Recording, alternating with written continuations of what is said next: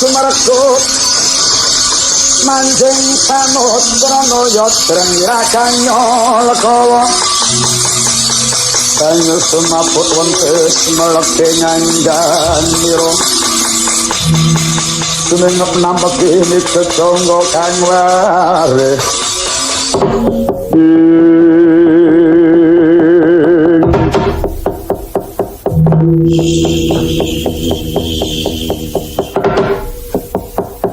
Diteng resna kakangku. Dimas Werkudara apa? Kaya diwaning kabagyan kang ketemu kelawan aku katitik bisa miyak marang wetenge atiku. Kawan-kawan keringan jembaring paprangan. Kawan-kawan keringan marang sesangkemaning Werkudara. Yen to pancen dina iki Durna bapakku ngadoni pupuh maneh. Ora maidu mesti saya akeh urusaning bala Pandhawa mulai kang saka iku Kresna kakangku. Jejibahan apa kang kudu tak tandangi aku hamung sumanggem. Tahan adalah adikku adikku. Menangis adi ana majaning paparangan bisa nyembuh munggahake sawarga najamu kelawan garwamu Yai. Kresna kakangku iki pancen yen mung iku kang pacap aku kudu golek pulih marang guguring si Gatot karo Maltine si Arimbi. Aku kurang lega lamun durung ketemu kelawan Karna kakangku kang nguntapake si Gatot. Aja kuwatir. Ora mung si Adi kang bakal ngupaya marang neraka ngawanda, nadyan Yayi Janaka kang wis kewetu kang dadi tembung. Sagut bakal golek bebelo marang guguring Atmajaning Pringgondani. Inggih Kakang Mas. Kula kirang lega manah kula menawi dereng saged malesaken dhateng guguripun anak kula ing Pringgondani. Iya, rewang-rewang ana jlamprong kawenung ninggi. Lah iki sumurupa Yai. Jroning Begawan Durna magut nyang palagan dina iki mau. Akeh para prayoga kang padha lena kaprajaya dening Guru Durna. Ingkang mangkono siatu ngandak kanthi manjing nyang paparangan. Pun kakang darbe budidaya nanging siatu kang kudu bisa nindakake. Aja kesuwen ayu enggal meko ning Tegal Guru dina iki.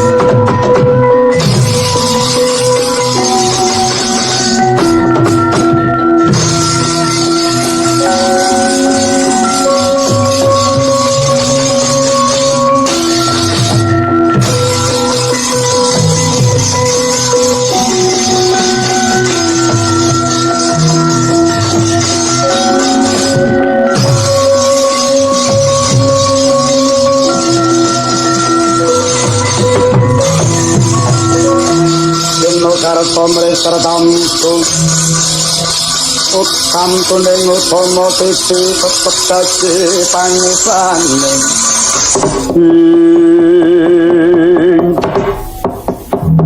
Dimas Werkudara Kresna kakangku apa siade nyumurupi dhewe pirang-pirang kunarpa kang padha gumletak ana paparangan iki ya wis saka dayaning Begawan Durna. Begawan Durna nganti wani mangsah permadyaning palagan ora metung lan ora milang patu. Kuwi sebab Begawan Durna mung bakal mamrihake marang kamulyaning anake lanang siji yaiku Siswatama. Mula carane supaya bisa apes juriting Begawan Durna ing kono kudu dibudidaya. Kudu digoleki ngilangi marang sing ditresnani Begawan Durna. Apa kudu mateni Swatama? Swatama golek ana ora bakal ana. Amarga wis diprayitnani dening Resi Durna, Swatama disingetake ora kepal metu ana madyaning paperangan. Ning iki ana sranane Dimas. Mara coba dulunen. Galiyah kaya ana gajah. Dititi marang saweneng Kurawa. Ora pangling kae Prabu Permaya. Panunggalaning Kurupati. Kowe ngerti apa durung gajah sing ditumpaki kae jenenge sapa? Aku durung ngerti. Kae jenenge Hesti Tama. Mara Dimas. Enggal sirnakno Prabu Permaya sak gajahe pisan. Wis to kita.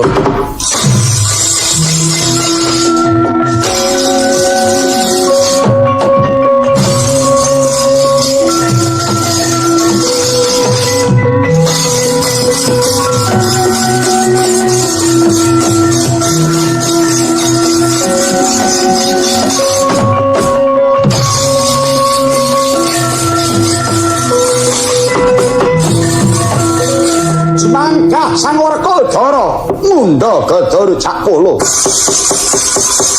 Anangkah marang pejahing Prabu Permaya ingkang numpak Hesti Tama.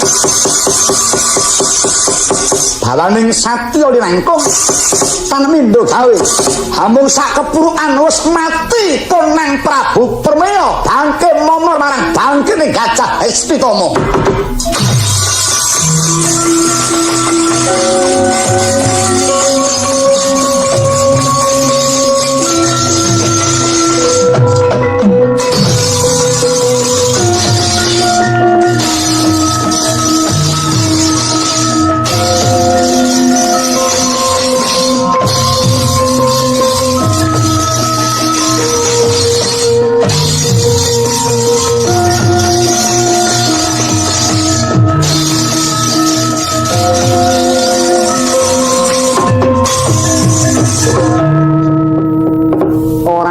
Gawe mung sak kepurukan wae Permaya wis gepeng bangkene momor karo bangkene Hesti Tama. Itu banyak wong godo semono lho. Diburukke pisan wis pendeng. Entek sak nalika. Sawise mengkono Dimas pun Kakang bakal darbire Kadaya. Iya, mongso tuju. Petruk warahana para prajurit saka Hupalawiya. Kinen padha alok. Lamun Aswatama mati.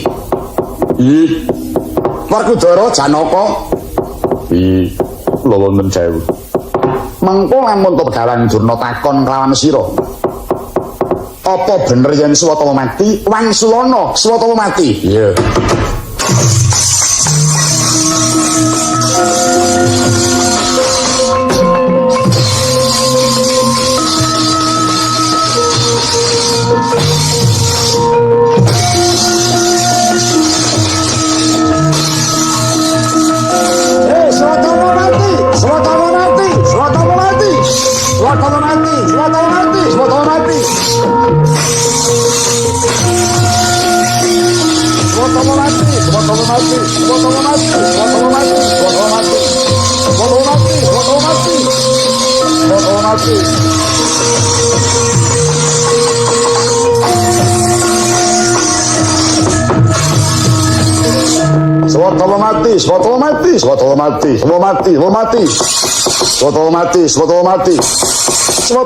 Swatama mati.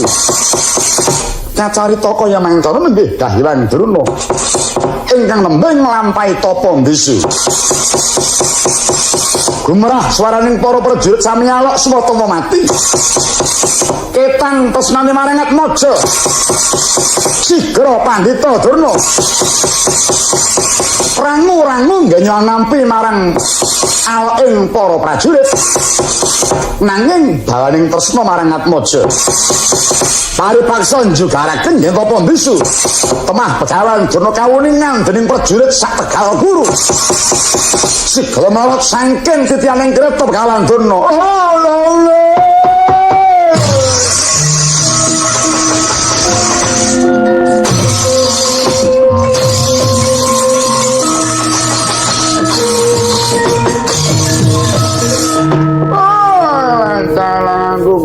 Pungun-pungun krungu swara sing ora ngepenakake ati. Bocah prajurit, kula. Kowe mau krungu swara apa? Kula mireng swanten Swatama mati. Piye? Swatama mati. Sing ngono sapa? Oh, belawanan tembung iki. Swatama ki anakku kok mati. Nggih, Swatama mati. Swatama mati. Oh, lho iki apa tenang apa piye pawarta iki? Apa wong arep ngiduhke pikirku? Mara coba tak nyatakake pawarta iki. Aku tak takon anak-anakku kae mbok menawa ngerti apa pancen bener anakku iki sing mati.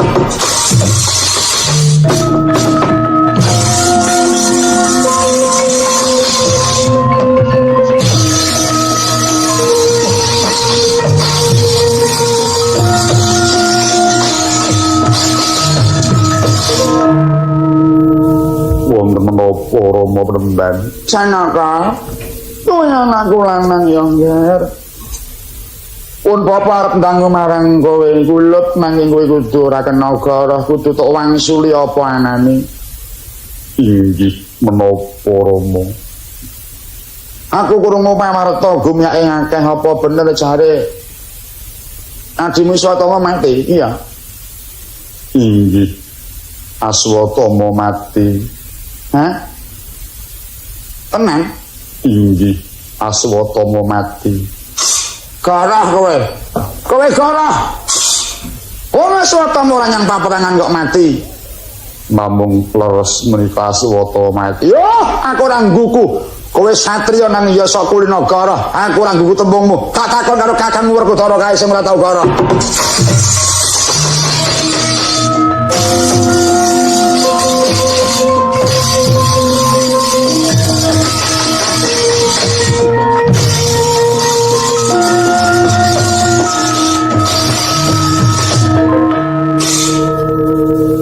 Werkudara Durna bapakku apa aku arep takon karo kowe yang ngger wangsana sing bener kowe aja karo bapakmu aku iki gurumu yang ngger pikir aku lagi koceng lagi kisruh pikir aku takon apa bener jare Aswatama mati iya Aswatama mati oh kaya garah takon Janaka kowe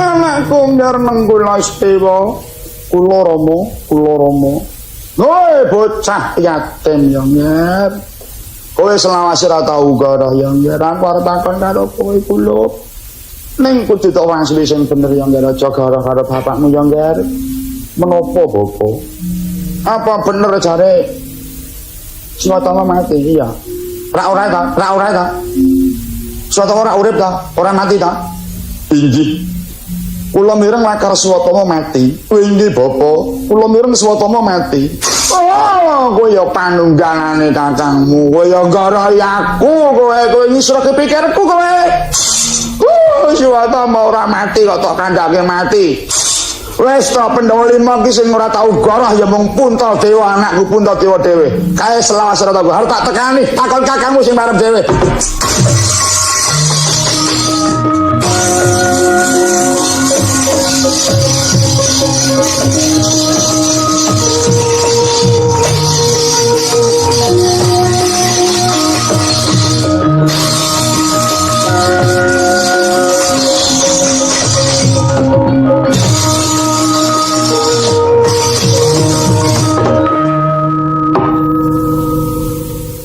wonten wigatos menapa Koko Prabu kepareng merpeki dhateng kene panduka kula Yai wonten dawuh kula namung dumunung ngangetaken dhateng paduka Yai Prabu bilih Baratayuda menika mimpang utawi kawon para Pandhawa paduka inggih gadah tanggal jawab inggih lakar mekaten Koko Prabu ingkang menika Yai menika mangke paduka badhe dipun perpeki kaliyan Hyang Druna penyuwun kula dhateng paduka Yai Samyaji sewanci-wanci Bapa Druna dumugi mriki kula sumanggaken dhateng paduka Yai Samyaji mimpang kawaning Pandhawa namung jumeneng nasta paduka Yai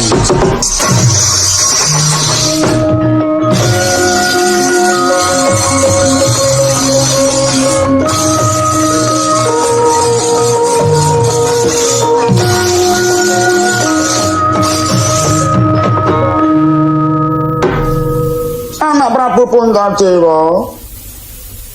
Kula nuwun wonten jawuh Rama penemben. Nyuwun pangapunten nggih. Pariparsapun Bapa marang ngersanipun anak Prabu Punta. Mboten sanes pun Bapa namung badhe nyuwun keterangan ingkang terwaca saking anak Prabu. Kandhang Paduka menika Narendra selaminipun boten nate goroh. Mila mboten moka menawi Paduka kesinungan ludira seta lan kuwawi mundi jamus kalima sada. Labet saking suci resi ing penggalih Paduka anak Prabu Puntadewa. Wonten menapa Bapa? Kula menika mireng pamarta sing ngijuhaken manah kula, ngisruhaken pikiran kula. Menapa leres nggih menawi anak kula Iswatama becah nggih. Rak mboten to nggih, rak mboten to. Rama penemben. Sak mireng kula ingkang pejah menika Hesti Tama ingkang pejah. Tos pundi nggih? Tos pundi? Sak mireng kula ingkang pejah menika Hesti Tama.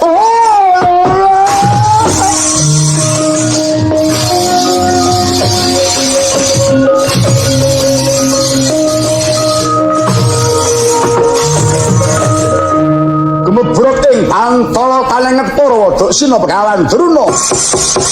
Kalah Kantaka ngalumbruk kaya kapuk kenging toya. Sigra seleh laring manyura kang datan inurusan males Begawan Druna. Ing batas samungun dhumateng putra ingkang siningetaken nanging king menapa dumugi pecah. Sapanggeratane Mbah Begawan Druna.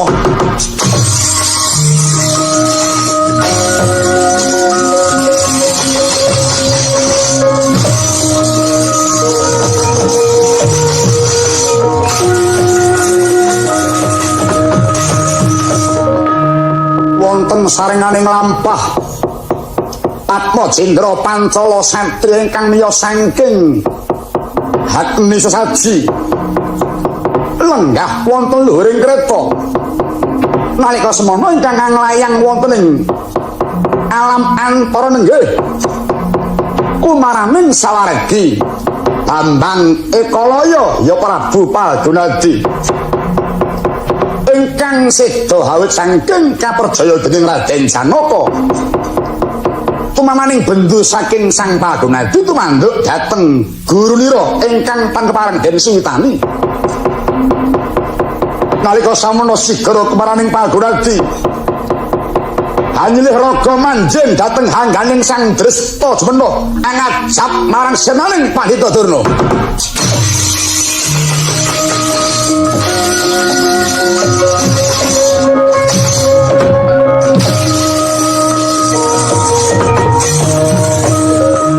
Kaya dudu sedaene Sang Drestajumena kedadak wonten raos pangiget-iget tumanduk dhateng Pandhita Durna. Sigra melorot saking luhuring kreta Sang Drestajumena.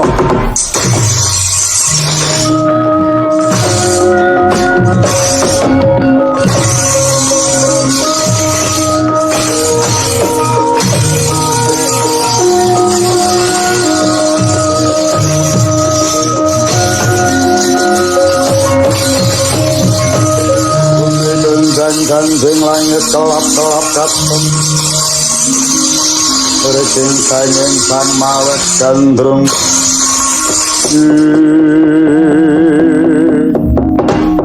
Senopati Ngastina katone kaya bisa ndilakosi abang jebul mung kaya mengkono patrapmu Senopati Ngastina. Bareng aku nyumurupi kowe gawang-gawang kelingan dunalika jaman siraku mawani gawe wirang ing wong tuaku. Aku ngerti sabab saka gawe wong tuaku. Kowe wani ngrebut bumi saka lima kang iku isih laladan Pancala. Wong tuaku ora bisa nandingi marang sira Senopati Kurawa. Anake lanang kang bakal malasake wirange wong tuaku marganing pati Begawan Durna.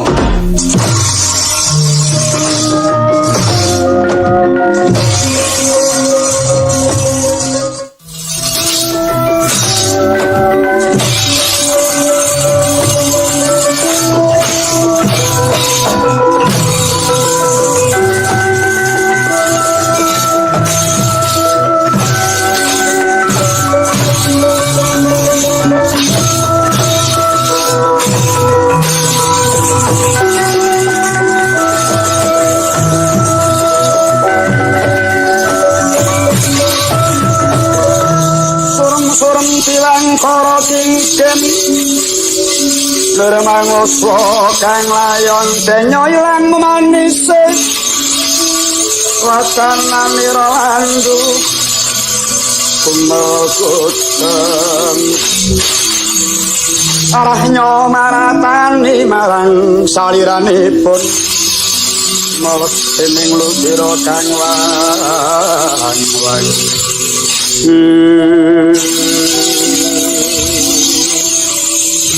ing kene margane nggonku bisa mutahkan pesen ora guna ora paedah kowe urip ana Ngaracapada mung dijebuk jrambahane peneripat kelakon tak longgo curiga mbrodo lususmu Begawan Durna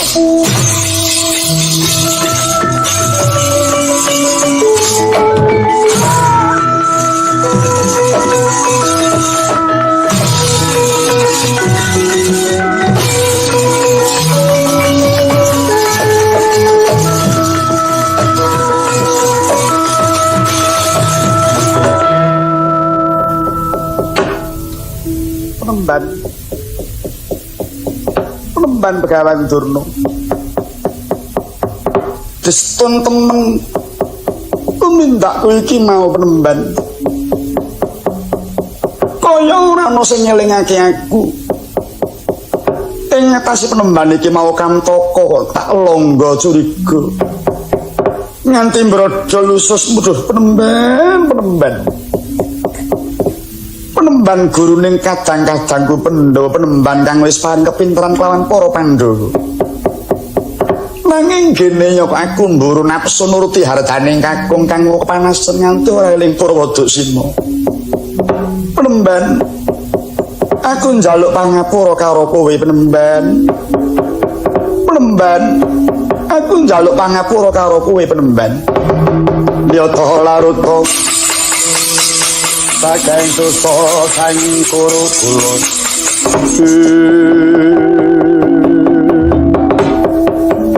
Esmu keduwung sang Dresta Jemena katingan ngurungepi dhateng kuwandaning Pandhita Sakalima Mulat Narendra Ndarawati nguningani dhateng lekasipun kang rayi sang Senopati sigra marepeki dhateng sang Dresta Jemena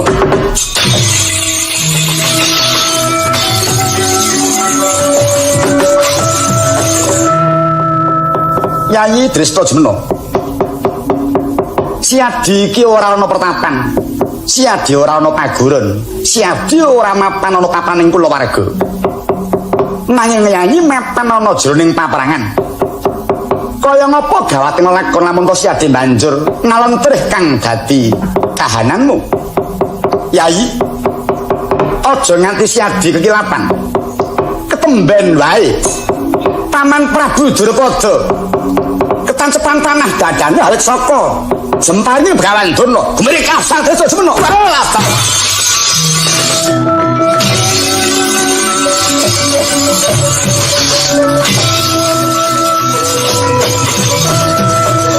patut penyikala tak tugas gurumu Begawan Durna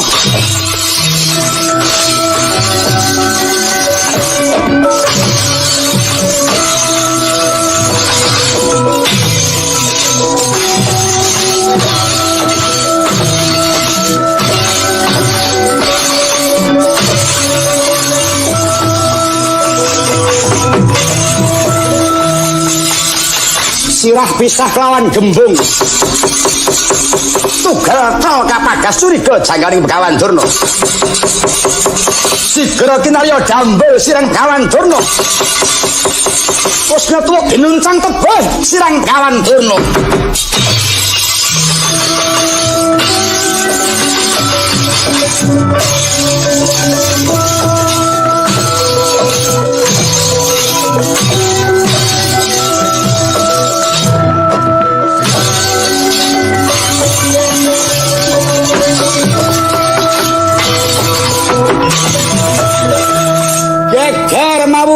barisan saking bulu pitu. Ing mangke dupi sampun kapaget pupuh Sang Sinopati Durna. Sampun jangkep kawan dinten hateging Begawan Durna. Kabuncaning mestaka temah gawe gegereng para prawira saking bulu pitu. Temah sawaya awak Durna mati. Nenggih Bambang Swatama ingkang wonten singidan. Dumpi miyarsa ingkang rama dumugi ning seda kaya medal saking singidan.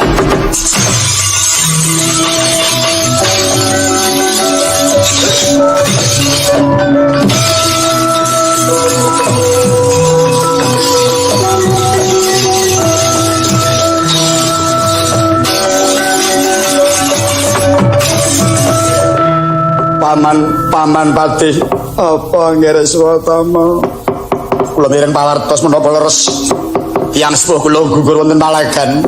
Aduh Swatama keparanyata iki wong tuamu gugur ana Palagan. Wong tuamu mati sia ngeres Swatama ditugel gulune sirahe kanggo dambel. Bubar kanggo dambul sirahing wong tuamu diuncalake. Sinten ingkang Merjaya?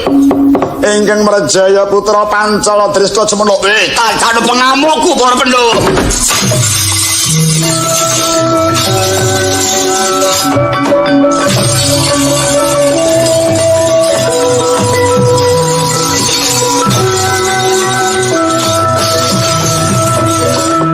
Duka yayah sinipi jer bapak abrit wedananing Bambang Swatama ya mesti pusaka paring saking ibu.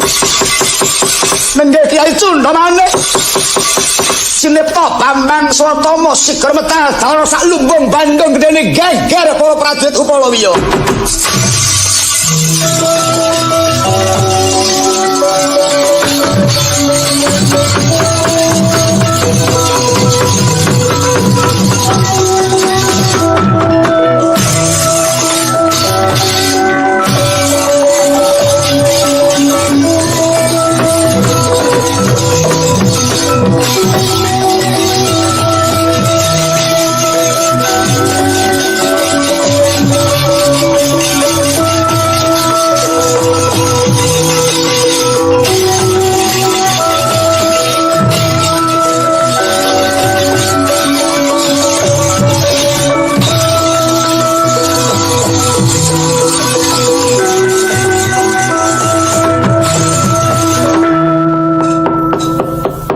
Gawe kaget ana apa Nyai Dresta Semana? Walah Koko Prabu. Atur tiwasan Koko Prabu. Nalika kula mejahi Begawan Durna, mestaka kula buncang tebih saking Tegal Guru. Menika wonten dahana mangalat-alat ngebaki paperangan badhe marwasa pesanggrahaning para kadang ihu Palawiya mriki. Kula mboten pangling menika pengamukipun atmaja saking Begawan Durna inggih menika Bambang Swatama Koko Prabu. Sedaya samya semire mboten wani nyelaki dhateng latu ingkang medal saking Bambang Swatama.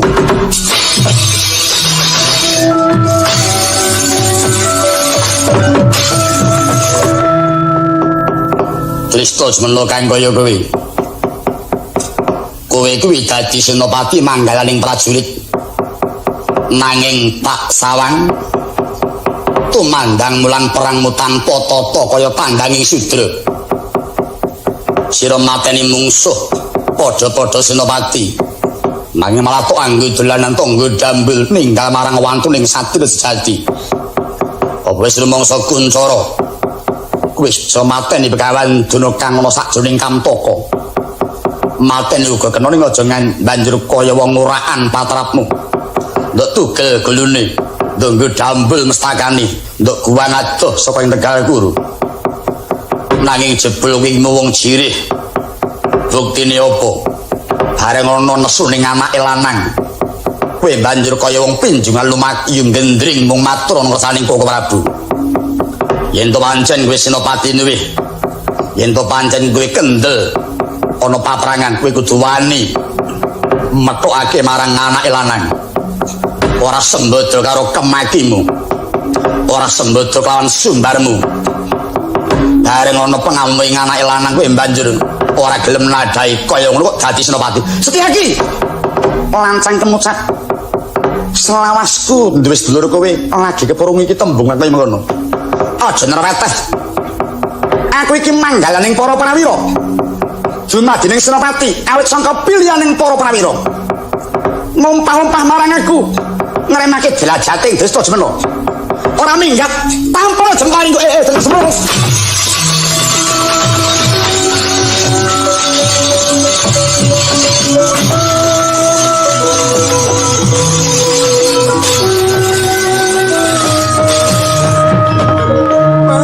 Adalah adikku kadanging pun kakang saraya sawetara yai mendah esming akeh lamun to nyumurupi marang garedaing ruwang padha ruwang ana sanadyaning panglagan. Drestajemena pun kakang ora maido marang kabrananging penggalihira yai sebab saka panuturing kadangira Sistyaki. Yai, aku ora maido. Kaya ngapa pun teking ati mlabet siadi nembe kasungkawan menggalih marang Paman Drupada ingkang katriwandan. Banjur nampa marang panguwing Sistyaki. Nanging Yai, siadi uga ngengetana. Lamun to Yai iku lagi jumeneng Senopati Ngaloga. Jejibahaning Senopati ora mung kudu pragat-ragit gelaring baris miwah sekti mandraguna widigdaya marawasa mungsuh. Nanging uga kudu sambegana lirik. Kudu tansah limpating budi hambobot marang gawat urumpiling lelakon. Lan siagi kudu bisa nimbang marang abot entenging mungsuh. Yai, sira darmaning Senopati kudu bisa nindakake momot amunging ngruwang miwah kudu tansah ngayomi marang pepangkoning para prawira kang dadi sangganing siadi. Yai, Setyaki nganti duwe tembung kang kaya mengkono iku mau mung labet saka putek nggone mikir gedhening pangaribawa kang tuwuh saka Bambang Swatama. Mula nganti kelajuk tembunge Setyaki kang tanpa petong kanthi genep. Nanging Yai, aku percaya marmane para kadang padha milih siadi pinangka dadi tuwangganing para wadya. Kabiwada dadi Senopati. Nadyan tinemune nom nanging penemuning siadi tetep penemuning pamong kang wajib angayomi marang kang wajib diayomi. Kang iku Yai sarehna saka sawetara. Aja nganti siadi banjur mentang langkap mung murih lenaning kadang dhewe. Yen siadi ngalingi marang palenggahaning pun kakang mestine siadi kudu manut apa kang dadi pepengeting pun kakang. Ini pun pangapunten Koko Prabu. Semono uga kowe Setyaki, kowe kudu ngerti. Drestajemena iku nadyan kepernah enom tinimbang siadi nanging ngelingana. Petela si Drestajemena iku dadi tetuwangganing para prawira ingkang ana ing Palawija. Adeging Senopati si Drestajemena iku ora saka karepe dhewe. Nanging awit saka kerampungane kabeh para Pandhawa sak pambiyantune kang padha nyawiji rembuke milih marang si Drestajemena. Ewadene yen to pancen sang Senopati iku mau kleru wajib dibenerake. Yen pancen lali wajib dielingake. Ya mung carane benerake lan ngelingake aja banjur siadi dhewe ingkang duwe tembung marang sang Senopati. Nanging kudu lumantar parepataning kabeh para-para kang padha milih marang Drestajemena iku mau. Yai, yen to nganti siadi gawe bendu marang sang Senopati, mongko Senopati iku dikuwasake ngasta ganjar lan hukuming paperangan. Yen to nganti siadi nampa hukum saka sang Senopati, kabeh ora wenang duwa marang kerasaning sang Senopati. Ingkang iku Yai, nadyan ujugmu kuwi bener nanging kurang pernah mapane. Mula nadyan ketemu tuwa, wajib siadi njaluk pangapura. Aduh, aku njaluk pangapura. Ya.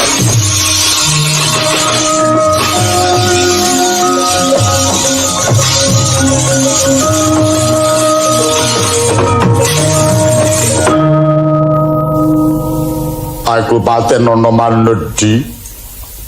Bareng aku nampa dawing Koko Prabu aku banjur ngerti dodo seleng keluputanku Yai. Kaya mengkene iki cuman pakaning wong kang tansah tinumpakan marang nafsu kang kurang pernah lan tanpa petung Yai. Inggih Kakang Mas. Kula nyuwun pangapunten dumateng Paduka Kakang Mas. Ngantos taneng ngepur Wadasina. Ya Dimas, pun Kakang mekseni Dresta Jemena. Pancen siade nggon itu mandang iki mau kaya dudu karepe dhewe. Yekti iki ana sesandining jagat ingkang kabeh manungsa ora wenang angrawuhi. Tekaning kalemo kang kudu tinampa dening kang padha utang ya ing dina iki ingkang mengkono Setyaki lan Dresta Jemena. Ora ing tak kanthi rom saka sawetara manjing nadyaning pakuwon amrayekna nimbok menawa mungsuh marang kang bakal nekani.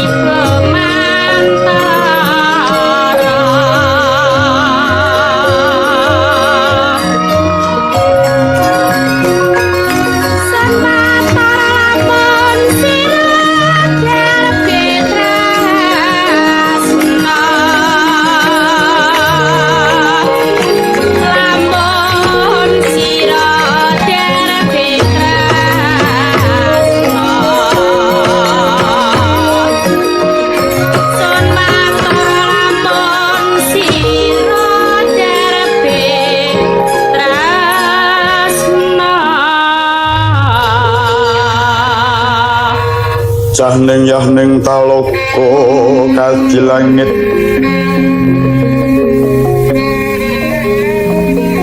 mambang tanpa wulan utamane ko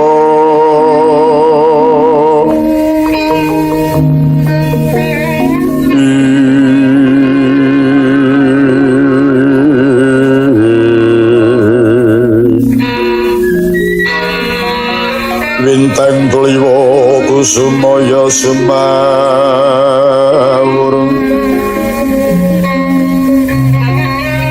lumrang kang dadi jolot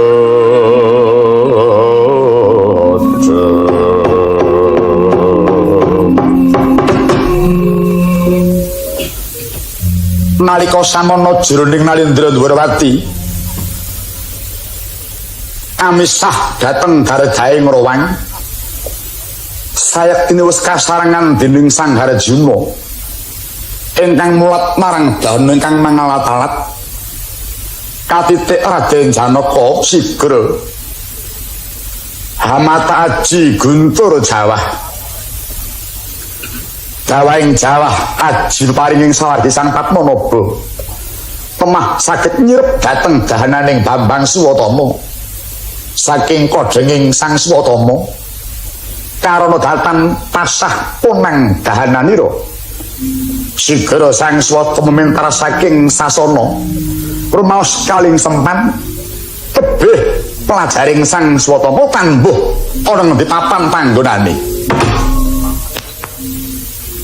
sasudaning Pandhita Durna datan mitungaken para kura ingkang ketaman kingkin sanadyan para Pandhawa samya angles kekes kang dadi panggalih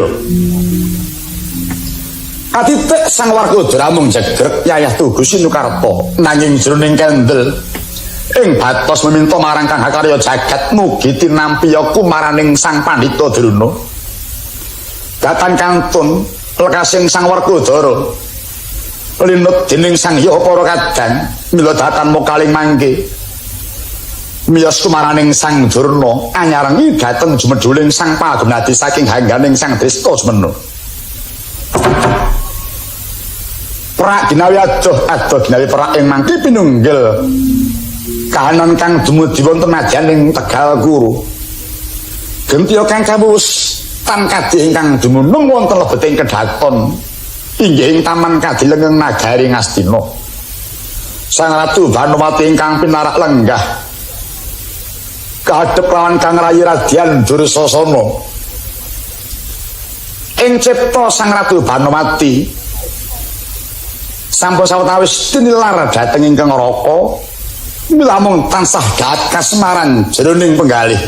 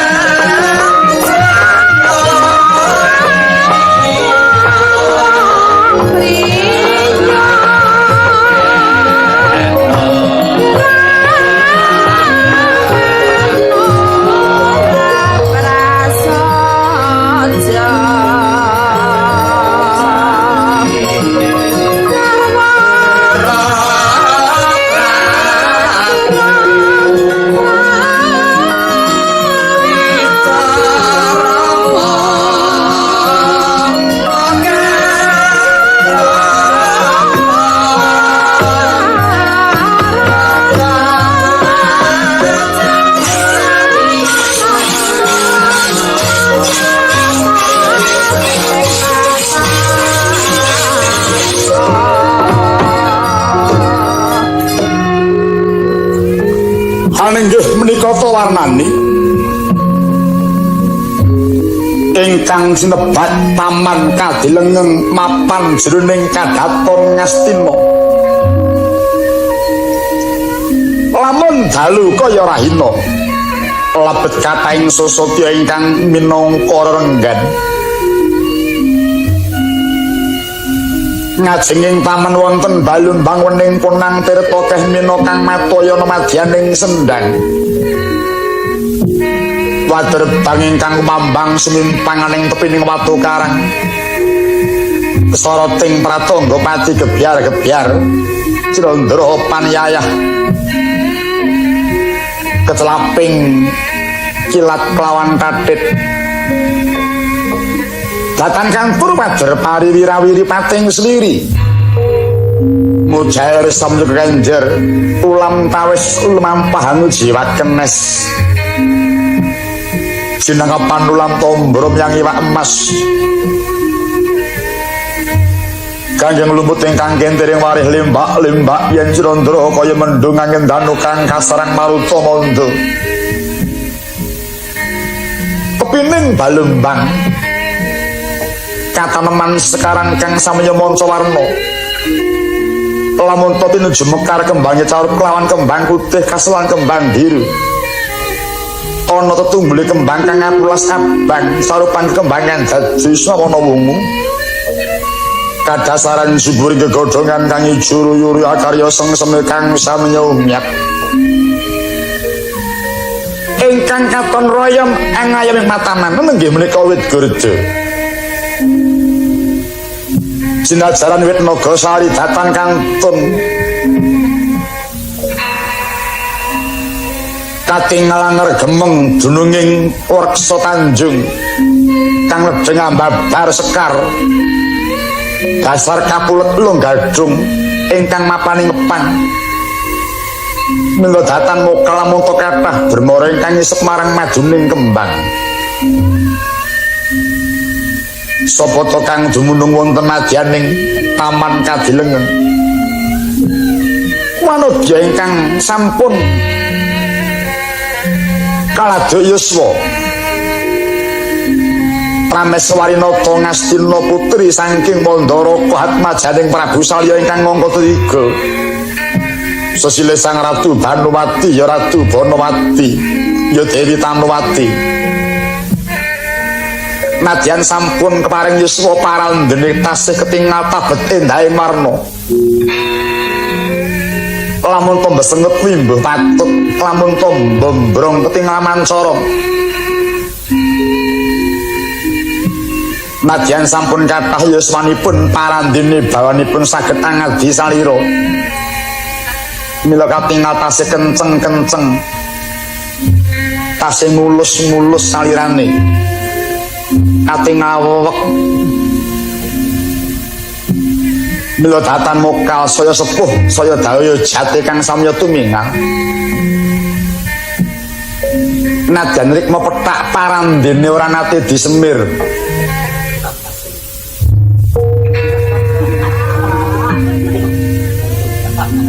amung ngandhap kapunggel sekedhik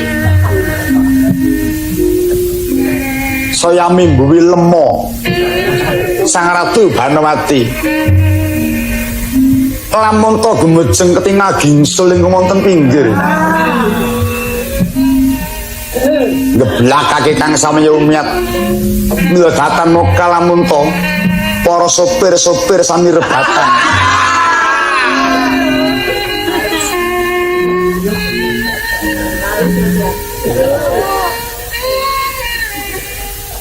rebatan Dewi Banowati nanging sami datang nglenggono lamun to Sang Ratu wis ana ingkang kagungan yaiku Prabu Duryudana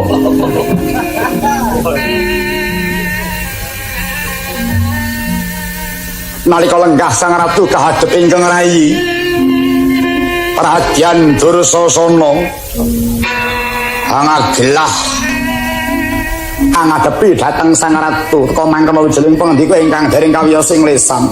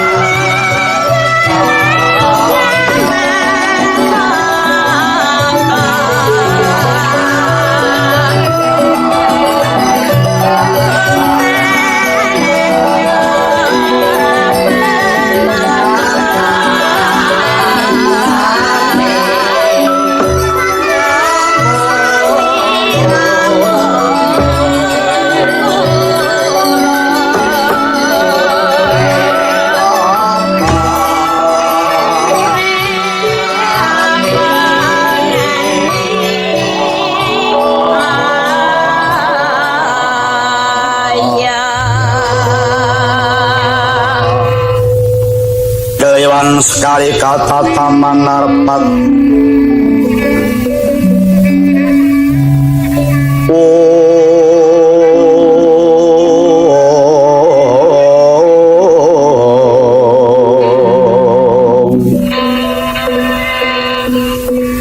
Resnyo balikan cono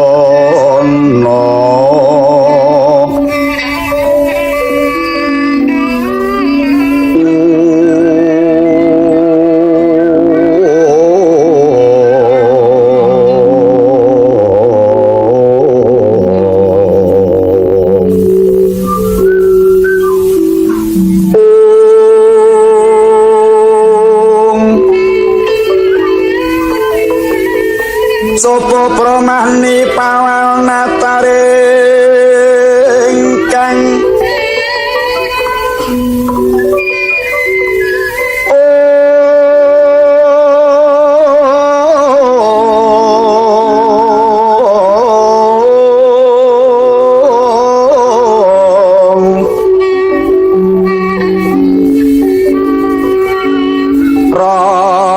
Mutiara Heres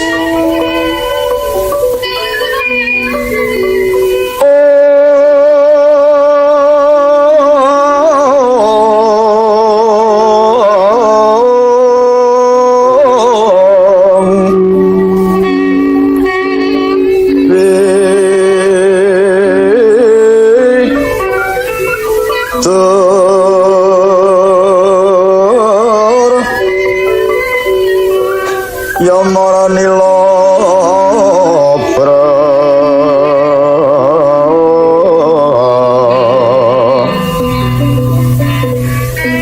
Prani pager tunjungnya manten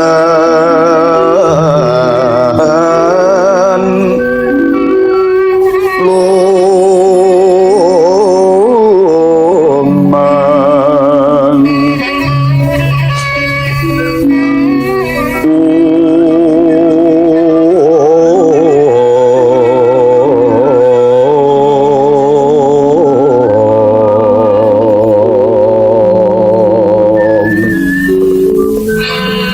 muntap intening kapura maca winten wan surya katon hujwala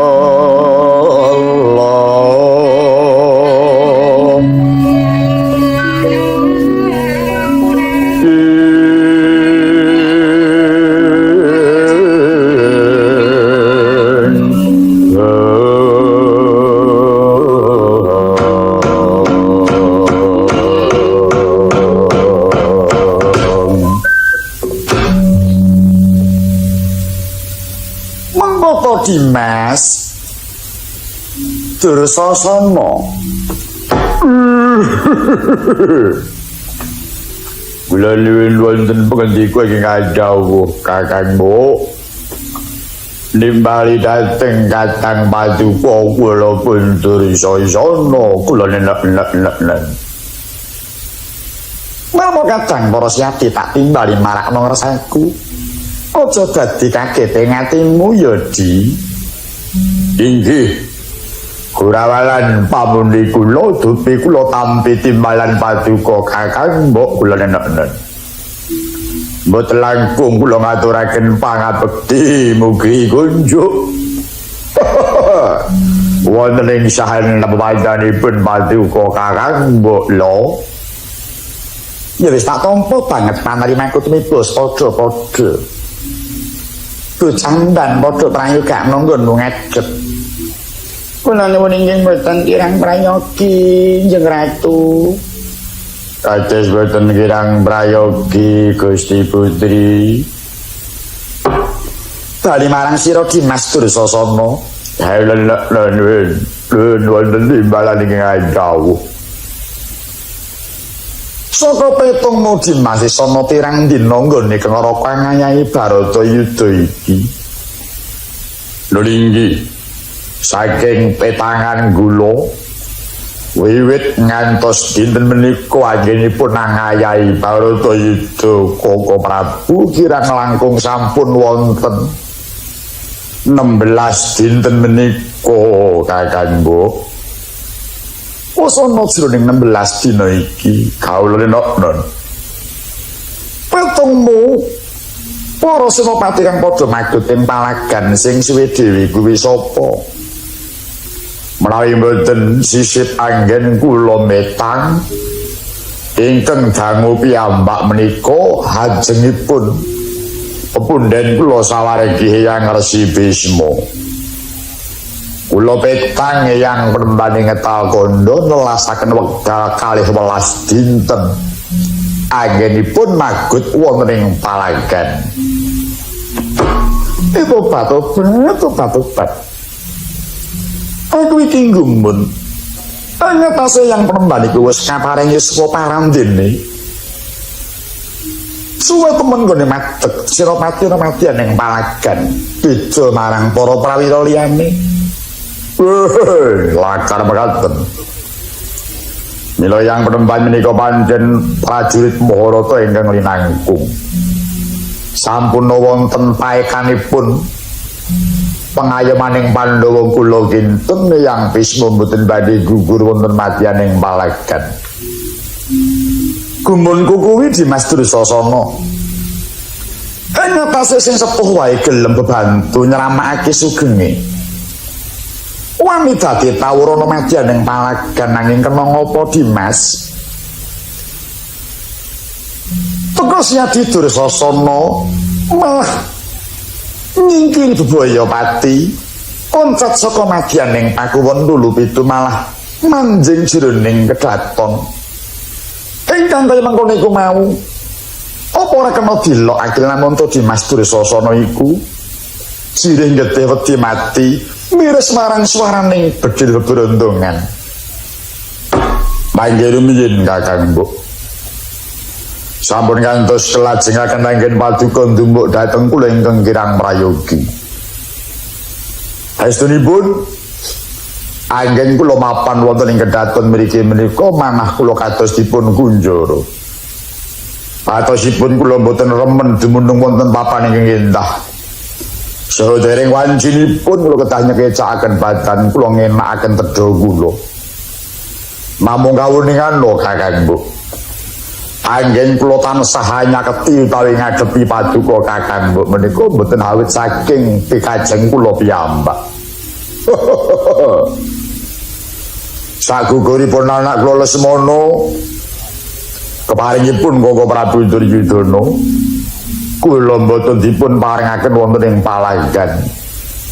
Mboten dipun paringaken makempal wonten ing Lulupitu kula kadhawan wangsul dhateng kedaton Ngastina. Pamrihipun sepisan kula kadhawan nenggo kalian paduka Kakang Mbok jangkep angka kalih. Kersanipun Koko Prabu Duryudana kula pinangka lintu tawi lirunipun anak kula Lesmana Mandrakumara. Sahning yahning talaga kadilangit.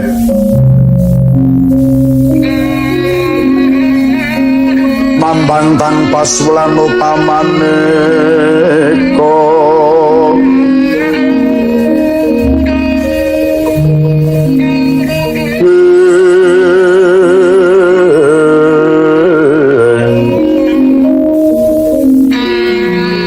Wintang tuliwa kusumaya sumawur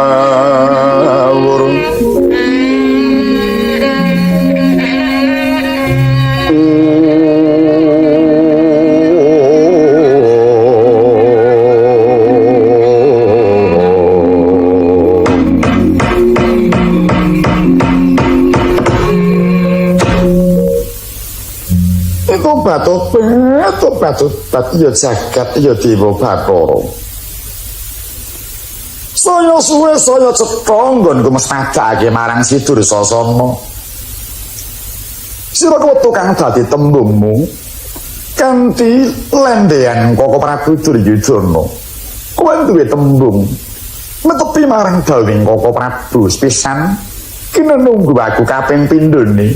Sira bakal dadi liruning putraku kang wis gugur ana madyan ing Palagan. Dursasana.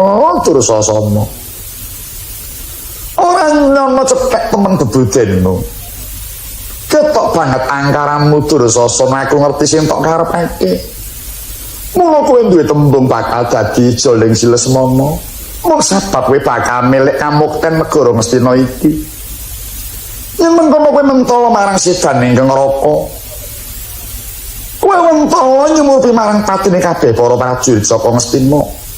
Mung sebab nggonmu kepengin bakal ngrayuk bumi Ngastina sawise tininggal dening neraka. Kaya mengkono kuwi apa hambeking satriya Dursasana. Ing atase kadang-kadang padha palastra gugur ana madyan ing Palagan direwangi tugel gulin pecah dadane utah gedhe. Malah kowe mamrih kang semene dudu darbekmu Dursasana. Kecocok nguntal kecebol gayuh ngawiyat utang ngitung lintang menawa kowe bakal mamrih milik bumi Ngastina. Kowe aja nganggo pawadan kok Prabu Duryudana. Mung saka tembungmu dhewe Dursasana gaweanmu dhewe rekamu dhewe Dursasana. Oh la jala. Aduh Kakang Mbok. Mboten nyono kula raosaken pedes sanget pengendikanipun Kakang Mbok malah ndak dhateng kula ingkang kirang prayogi dipun kinten kula milik kamukten Ngastina. Aduh Kakang Mbok. Mugi tumpesa gesang kula menawi ngantos kula menika gadah pemanggih kados mekaten. Sagelukuding kula angkaleng pinarasa sira babar pisan kula mboten ndai wanah awon kados mekaten. Kula mboten gadahi manah awon ingkang kepengin badhe ngrayuk dhateng kamukten ing kadang kula werda Kakang Mbok. Kula menika estu-estu nuhun dhateng dawuhipun Koko Prabu Duryudana. Yen to pancen sira tresna marang kadangmu werda kuwi aja kesina madyan ing kedaton. Kowe kudu ngalake dadamu. Kowe kudu mbela marang kadang-kadang kang wis gugur ana madyan ing Palagan. Pengajap kula inggih mekaten nanging kula menika ajri dhateng dawuhipun Koko Prabu Duryudana lho. Pidana menapa ingkang kula tampi Kakang Mbok desa menapa ingkang kula sandhang menawi ngantos kula menika mangke nukarta dhateng dawuhipun kadang kula sepuh. Kula mboten wantun nilaraken kedaton saha kula mboten wani nukarta dawuhipun Koko Prabu. Kula purun kesah saking kedaton menawi ingkang dawuh menika Koko Prabu Duryudana. Estu-estu manah kula kados dipun kunjara kula kepengin badhe ningali tebaning paperangan. Nanging tasih gawang-gawang dawuhipun Koko Prabu Kakang Mbok.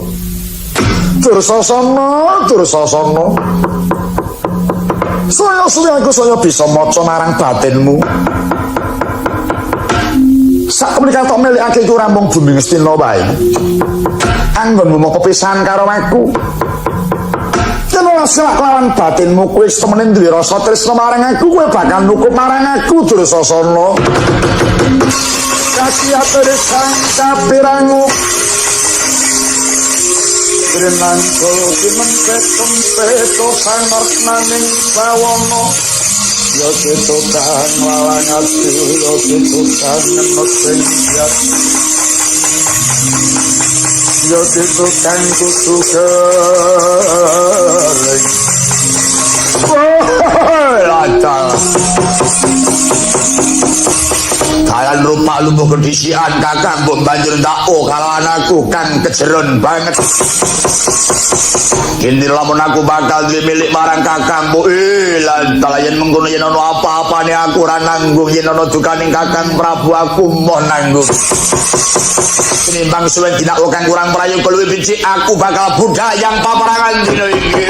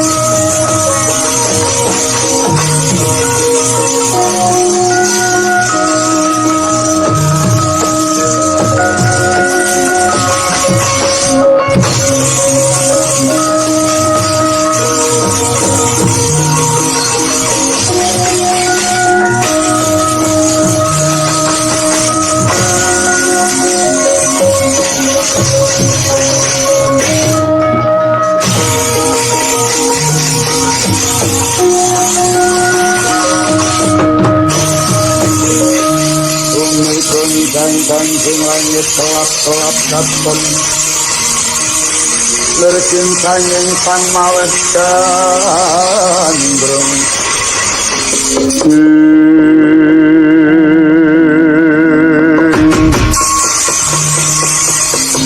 Togok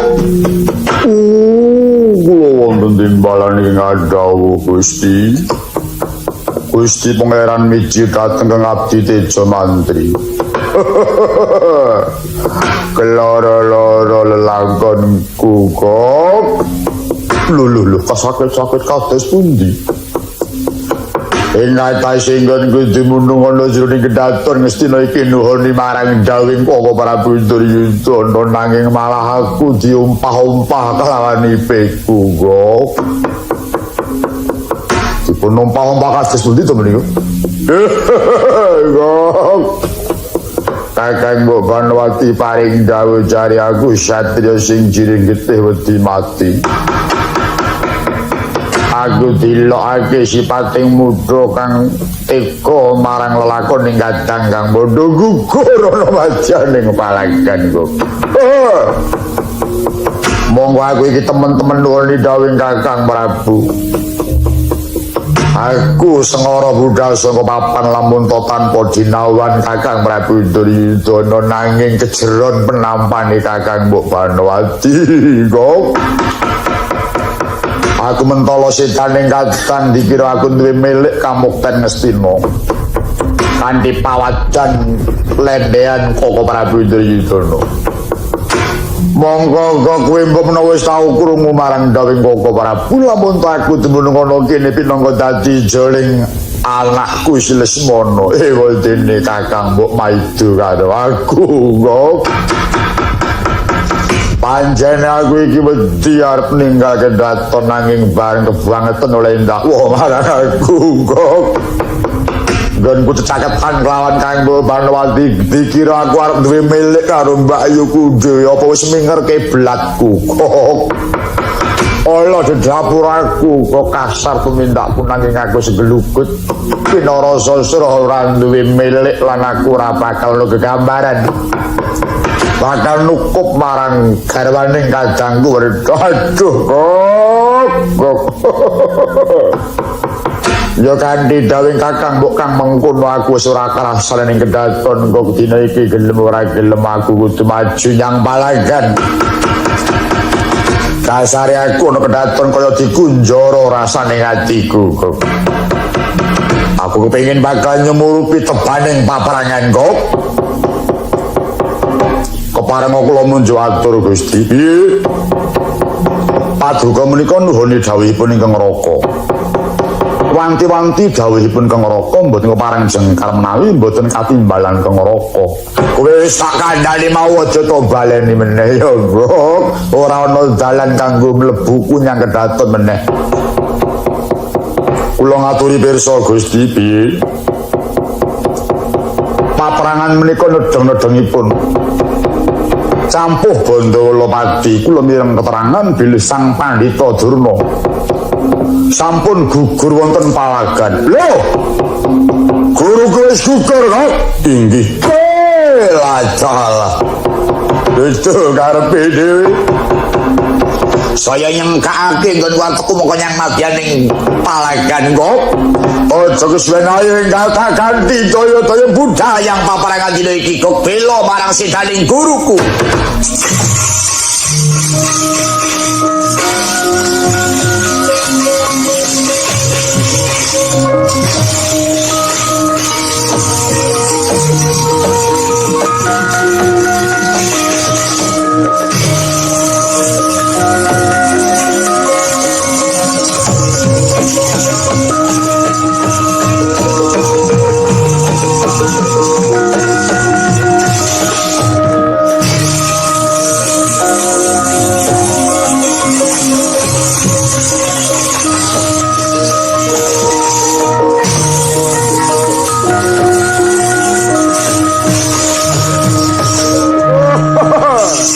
Gagap kula wonten dawuh. Katon saka kene kok. Kumendeng kuku sing geni. Wah, bener atur mbok sajak lagi wae ana peperangan gede. Inggih kaluhuran dawuhipun Gusti kula nembe kewala Kang Rama Saka lima gugur. Ana ngendi pametaking Kunarep uga kanggo arep sungkem guru kunajan wis dadi layon. Lapaduka mboten kelampan manggihaken dhateng kunarapanipun ingkang Rama Saka lima. Margi Kang Rama menika sedanipun seda siya. Mati siya piye kok? Miturut pawartos dipun kethok jangganipun mestaka dipun buncang pisah saking gembung. Waduh. Sapa kok sing wani nyikara kan guruku? Miturut katerangan putra Pancawatma janing Prabu Durpada nami Drista Jumena. Wah, senopati ning Pandhawa. Inggih, lakar mekaten. Aduh, kok. Cilaka temen uripku, kok bareng aku nyumurupi tebaling paperangan. Puntuk-puntuk akeh dumunung ana papan kae genah layon ning kadang-kadangku kang wis padha dipetak, kok. Kok. Ayo disengkake enggal maju yang paperangan. Gusti, menika kok kula kirang sekeca manah kula. Sababe. Menika wonten peksi dandang miber wonten saninggil paduka. Menika lambang kirang prayogi. Saja ta urus. Gagak kuwi gaweane mabur. Gagak gaweane ngembul marang Kunarep kang ana papragan. Ora perlu tak kowe ngeronce tembung kok. Aja miriske atiku. Aduh Gusti, saya malih menika wonten jawah riwis awor ludira Gusti. Lala menika cobi kula mirsani. Mboten wonten angin, mboten wonten lesus kok wonten perbatang rebah malang margi. Lah menika sapa penget Gusti. Wis aja ta urus kok nek pancen kuwi jirih kuwi minggat aja melu aku. Tetep aku bakal jangka yang paperangan prajurit Ngastina.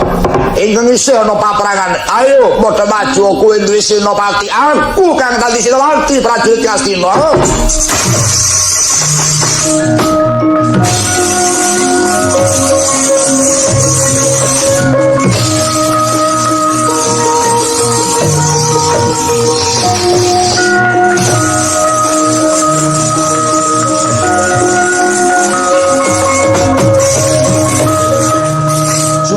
Angguru sesumbar sang Dursasana kanggigah karkating prajurit Bulu Pitu kinen padha nyepenggaman angsah mring paperangan ing mangke dupi para prajurit nyumrapi Gusti Nira sang Dursasana magut ing palagan kaya ginugah kasudiranira sigra nyepenggamanipun piyambak-piyambak anut marang tindakan sang Dursasana. Kalau kaning sang Dursasana kang magoting palagan, akarya kagiating Prabu Duryudana.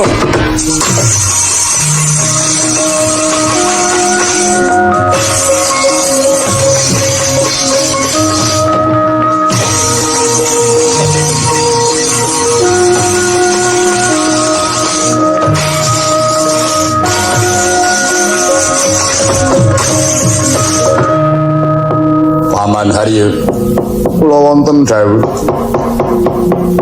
krungu surak-surak ambata rubo iki surake sapa kepareng klato wuninga sindiwen gumiyaing kathah ingkang magut wonten ing palagan menika Kang Rai Dursasana. Lho Dursasana wani maju yang paparangan sapa sing dawuh kula piyambak mboten nyemarapi ora mbok penggak paman sampun klajeng dumugi wonten tengah malah sampun dipuntutaken para prajurit-prajurit ingkang sami nyepenggaman. Menika sampun rame wonten madyaning rananggon. Aduh paman ayo ingkang dibuntuti lakune Dursasana slawi kula dherekaken.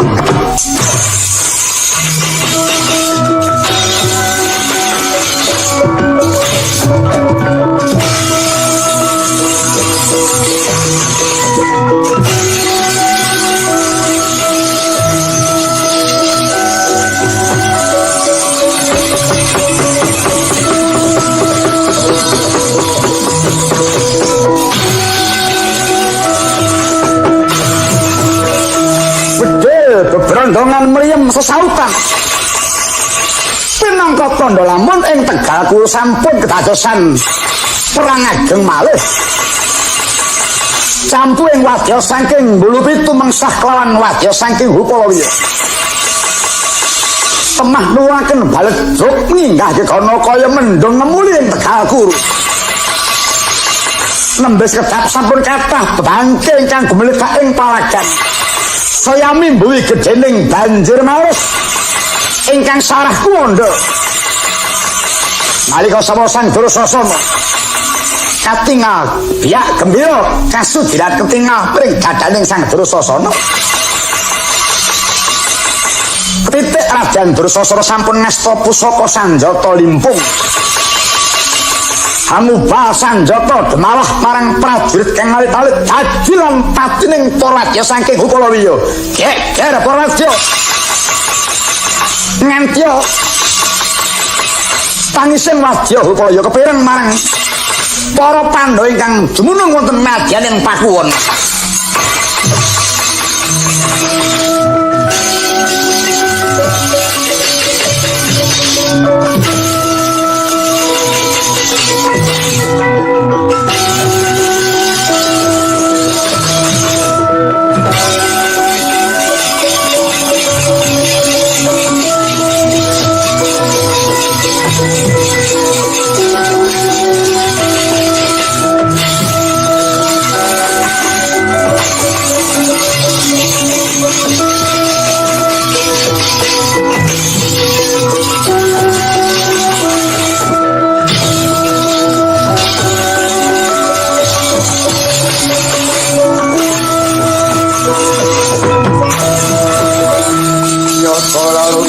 Saking dosa sang turu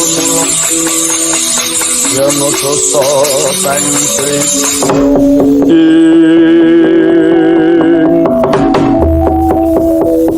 Adimas Tyagi lumayi manjing Pakuwon gawe kaget ana apa? Ana apa Dimas Tyagi? Nuring paring kula nunjuk atur wonten ngersanipun Koko Prabu. Menika dipun kagetaken malih prajurit Hupalawiya wonten senopati neneka tanpa tengara malih risaing barisan Pandhawa sareng kula tingali jebul ingkang madheg senopati wekdal menika panenggaing Kurawa pun Durasasana Koko Prabu. Satya terkang kapirangu Mangko pinengket gempet Werkudara bekas ana apa? Sidang tresna kakangku, marep kakangku lan kowe senopati ning Pandhawa. Gandeng sing maju dadi senopati Kakang Durasasana. Ana lilaning sang senopati. Dene iki aku kang bakal ngadoni pupuh tetandhingan kelawan Kakang Durasasana. Marga wis temeka wanci ning nggonku kencan karo Kakang Durasasana. Kepiye Dimas Senopati? Kowe iki kok semanggaken marep kakangku, kresna kakangku kabeh wae njaluk pamit tak papakne dhewe Durasasana.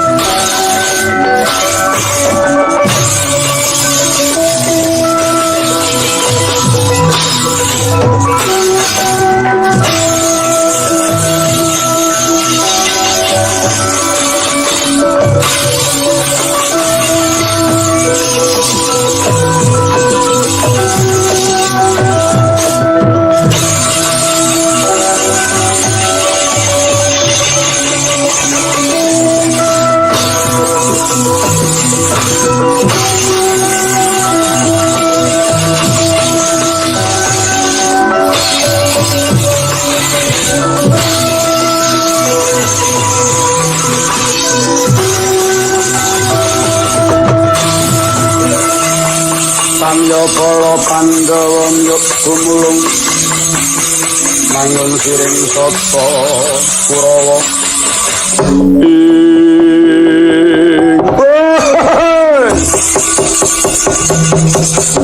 Jawata ngudaneni kang dadi penyuwunku. Katitik dina iki aku wis bisa ketemu kelawan sing tak golek. Werkudara. Raupo banyu kang bening aku kang maju ning paperangan ya. Werkudara. Dursasana kakangku piye? Kowe teko kene madhep Senopati nanging kena apa tanpa tengara. Pancen tak jarak aku ngarep ngukur sepiro kaprayektaning Pandhawa. Nanging jebul pancen kowe landhep ketitik kowe ngerti lamun aku sing dadi Senopati. Ingkang mengkono Dursasana dina iki kang bakal ngayoni marang kridaning menungso kang buteng watake. Ayo kowe kudu eling nalika jaman isih padha meguru marang gurumu lan guruku nalika jaman ning Sokolimo biyen. Aku kurang lega atiku lamun dur bisa ngokop getemu gaduh dagingmu Werkudara. Aja langap-langap waton ngucap lamun ora ende. Lakon ngepi pantangan gue kene marang galak untapake marang ayomani nyawamu.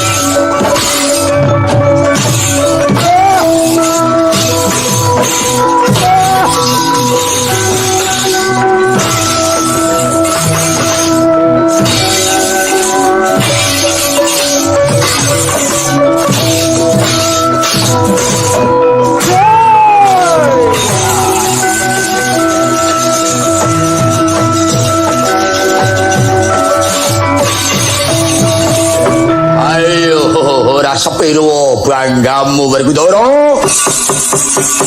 Kelakon tak telorong melimpung jirbabah depani lemah. Yen ora kepengin tak tugel gulumu, ayo enggal tangyo tak enteni lekane atiku Werkudara.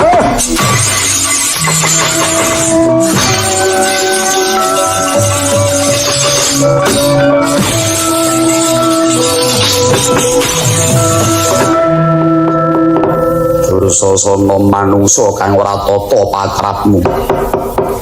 nibani kaman tanpa srada-srada kuwi melorong limpung marang aku. Janji ora uncak kepruk urut sakpul ora mati meguru kakangmu.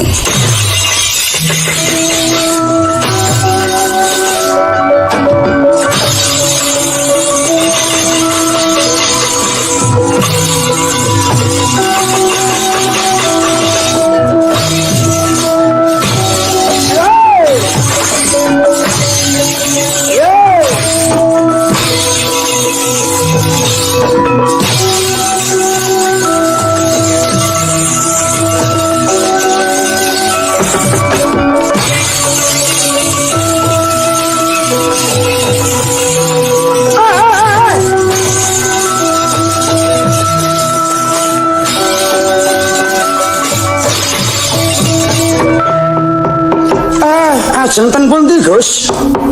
Kowe aja ngrigoni aku, Kakang Semar. Kakang Dursasana melumpat kali arep tak tututi.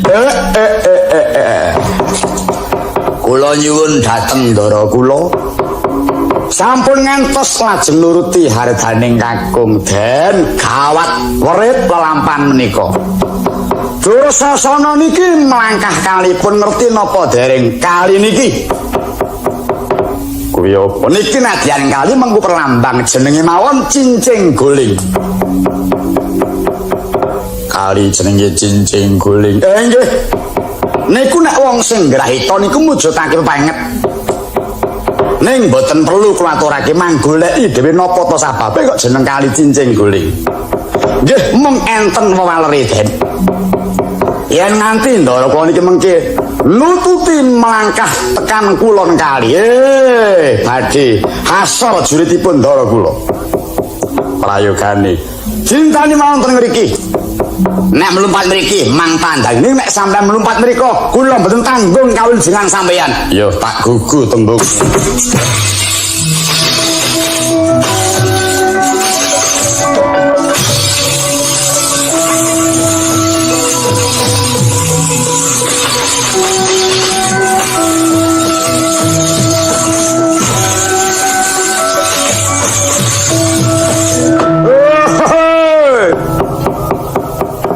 Kuldara jiring getih wedi mati. Ayo nyata wong perwira tututana aku, mangsa wani ya kowe karo Dursasana. Ayo mrene yo Kakang Dursasana. Nyata wong lanang melangkah nyang kulon kali. Ayo kowe temeka wetan kali. Ulang bali Werkudara kowe anake wong kemprung. Anake wong bingung, anake wong pengen kowe ya. Werkudara tilarane wong pengen lora muka lamun kaya mengeng sing dadi pikirmu. Aja tak kakean rembug ayo mrene yo.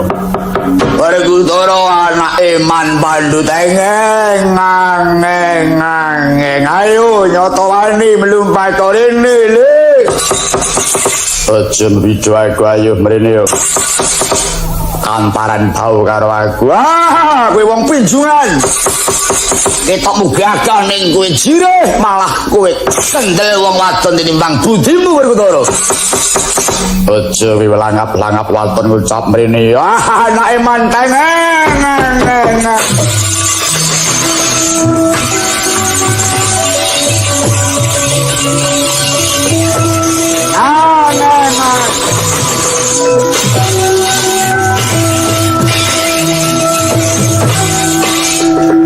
Den, opo? Ampun kesesa, Den. Niki mengke nek nganti ndara. Mboten kemutan atur kula, nek enten napa-napa kula mboten tanggung. Wah. Kudu angon wektu. Iya. Wong pinjungan. Wong pinjungan anake Man Pandhu tengeng. Pun ampun mangrungokke. Kudu disabarake perang nggih perang ning kudu ngerti teng kasusilaning peperangan. Iya. Pancen ya ono kene. Nah aku nak ketok wani.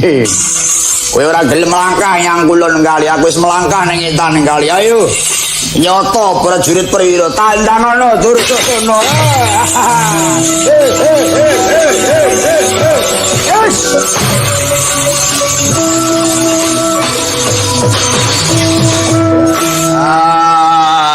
Ora wani.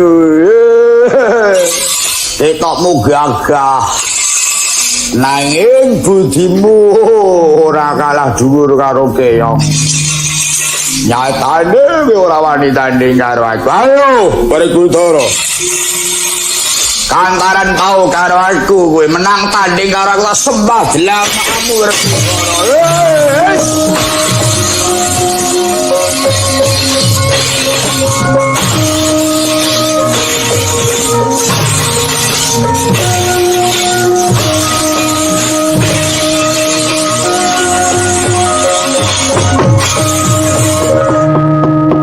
Katingang bebeda dhateng Raden Werkudara Sang Dursasana. Uger jemangkah dhateng Wetan Lepen Narasuci nandhak anginggati. Wangsul jemangkah dhateng Kilen Lepen. Ngleleda dhateng Sang Werkudara. Ana saringaning lampah. Dumadening karma ingkang kedah dados ing mangke. Kumaraning jurumudi prau nenggih Sang Tarka kelawan Sarka. Ingkang nalika semana Sang Tarka kelawan Sarka dadya bekakak haut saking kridaning Sang Dursasana. Nadyan wis dadi kumara parandene. Datang kepareng minggah marang ayunan lamun to durung kelampahan kang dadi pangajape. Sukmaning Tarka kelawan Sarka tumurun ambyura nadyan ing kali. Ngenteni dhateng limpening Sang Dursasana. Bawanipun sampun badan sukma Sang Dursasana dhateng nguningani.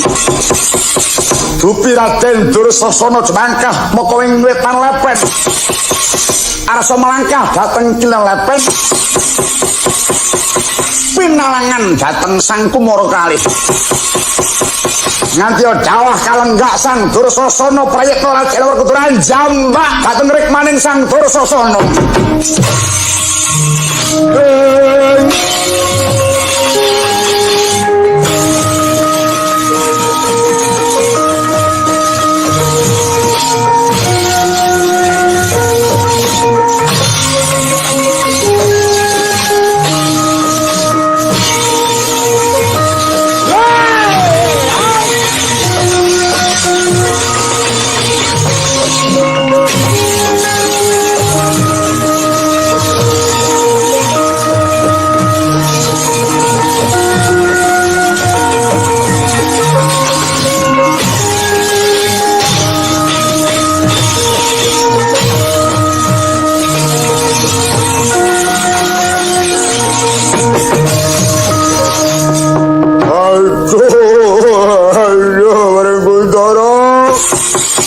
Werkudara uculana aja tak kuwel rambutku kaya ngene Werkudara. Aduh Werkudara, aku luwarana Werkudara. Katalika kaya mangkono pambengok ing Sang Dursasana. Nganti gawe giris ingkang samanyumyat. Geger Prabu Duryudana nyaketi dhateng Sang Dursasana dhateng kantun para Pandhawa.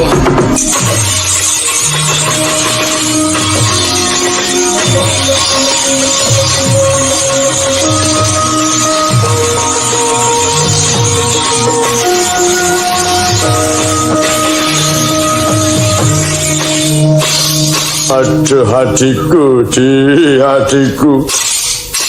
Werkudara luwarana kadangmu Dursasana yadi aku ingkang njalukake pangapura Bratasena. Inggih Raden, kula ingkang nyuwunaken pangapunten dhateng Kang Rai Kang Raka Dursasana Raden. Oh iya Bratasena. Aku ingkang njalukake pangapura kakangmu Dursasana. Yen siadi menehi pangapura wis aku lila Aku lilo kamukten Mestina ngamarta tak balekake Yayi Werkudara. Katalika kaya mangkono Dupi Raden Werkudara ngulingani dhateng berbeling waspa Prabu Duryudana. Ketingal kami welasan Sang Werkudara. Ing mangke sigra arsa kakuculi. Yen ngukel rambuting Sang Dursasana nanging prayitna nata Ndrawati.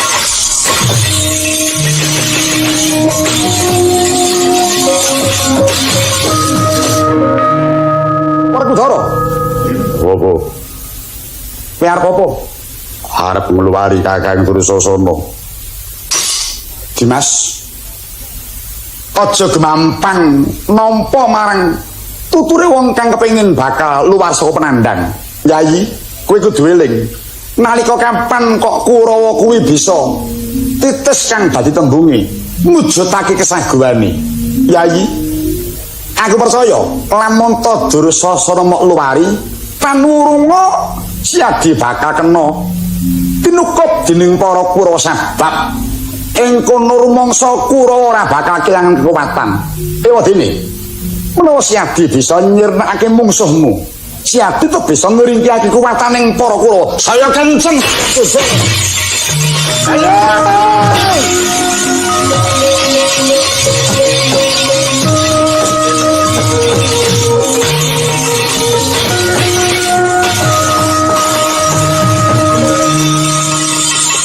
Surem diwangkara kingkin lir manuswa kang layon denyo ilang memanise wadananira landu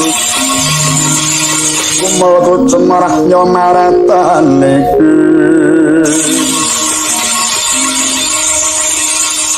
aduh Prabu niki malah saya cendak rambut kula pun diuga kalih Werkudara. Aduh adikku adikku Walasa ya Dibratasena walasa karo kakangmu ya ngger kowe nggugu pun bapa Mandaraka Werkudara.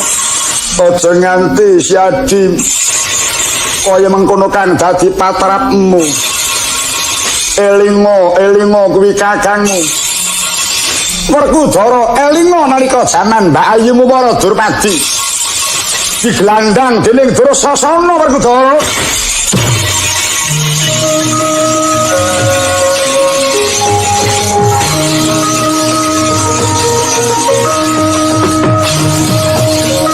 Demeling pangandikanipun ingkang Naraka Ndwarawati. Sigra Sang Werkudara ngubatabetake Gada Rujak Bala. Samya sumingkir kang samya ngadeg.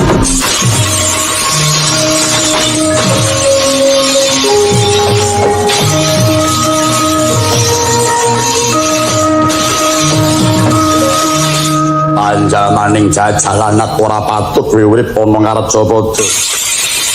Ing kene margane kowe bakal dadi lesing kuku Pancanaka.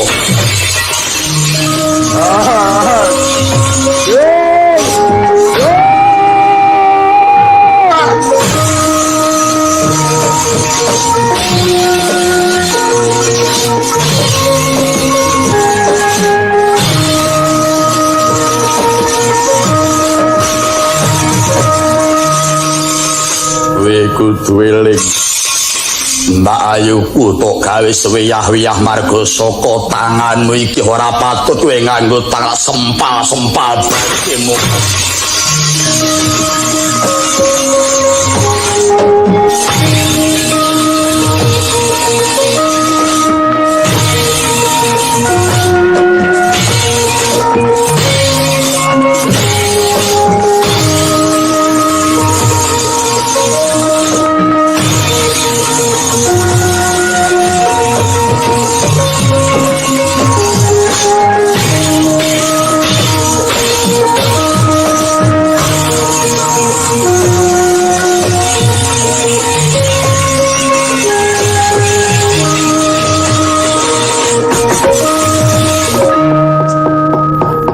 Kuwandaning Sang Dursasana juwing pinuteng-poteng sinempal-sempal Raden Werkudara bangkil kasebaraken nebak iki blatapat. Sampun datan wujud kuwanda. Kaya wis entuk jatining pemaram Sang Margadara, mulat para Durwadi.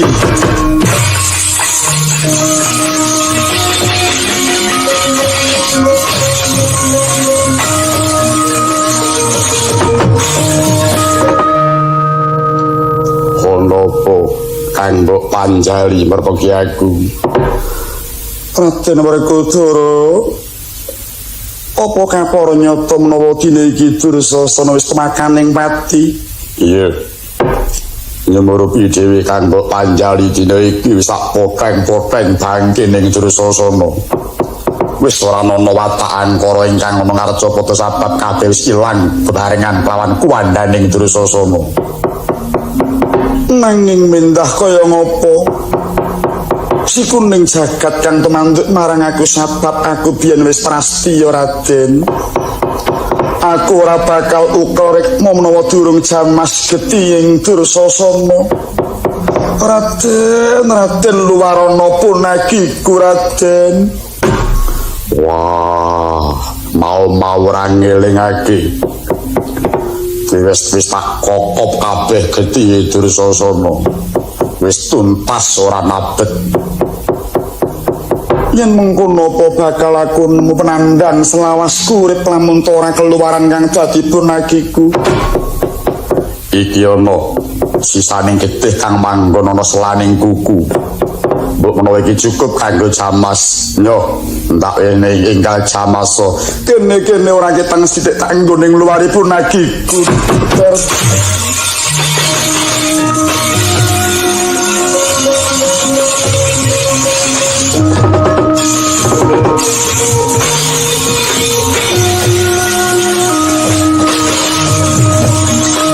Namu setetes kalih tetes parandening mangke Sang Ratu Durwadi sampun saged ngluwari punagi jamas ludiraning Sang Dursasana.